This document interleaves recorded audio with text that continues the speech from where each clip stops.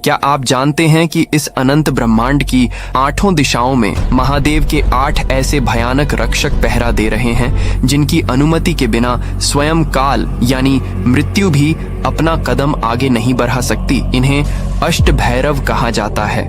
महाकाल के वे रौद्र रूप जो न केवल दिशाओं के स्वामी हैं बल्कि मनुष्य के भाग्य और कर्मों के सर्वोच्च न्यायाधीश भी हैं। सबसे पहले आते हैं असितांग भैरव, जो हंस पर सवार होकर सृजन की शक्ति को संभालते हैं। वे कला और बुद्धि के रक्षक हैं, लेकिन उनकी नाराजगी इंसान को मानसिक शून्य में धकेल सकती है। फिर हैं रुरु भैरव, जो श्वेत वर्ण के हैं और बैल पर सवार होकर समस्त ज्ञान और शास्त्रों की रक्षा करते हैं। तीसरे हैं चंड भैरव, जिनका वाहन मोर है और वे हाथ में तलवार लिए अविश्वसनीय गति से शत्रुओं का संहार करते हैं।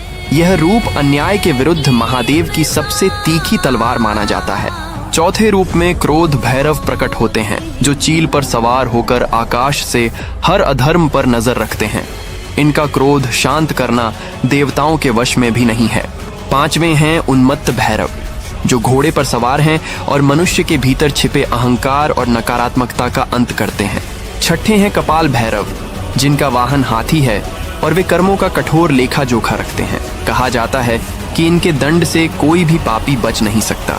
सातवें रूप में भीषण भैरव आते हैं, जो सिंह पर सवार होकर समस्त भूत प्रेत और डरावनी शक्तियों को नियंत्रित करते हैं।